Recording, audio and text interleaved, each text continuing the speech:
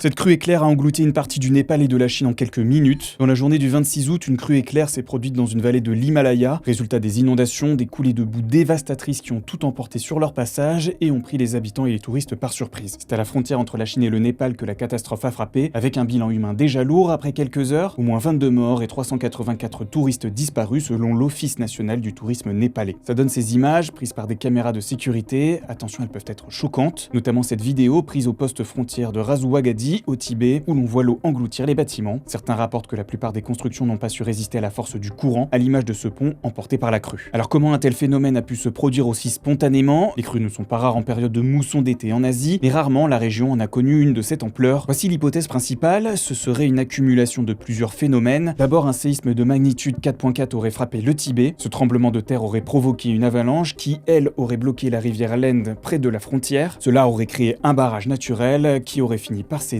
ce qui serait à l'origine de ces écoulements soudains. Une autre hypothèse estime qu'après une période sans pluie majeure dans la région, un barrage glaciaire aurait cédé plus haut dans le massif, donc le lac que ce barrage retenait se serait déversé dans la vallée. Les autorités népalaises et chinoises ont déclaré se mobiliser pour porter secours et venir en aide aux victimes.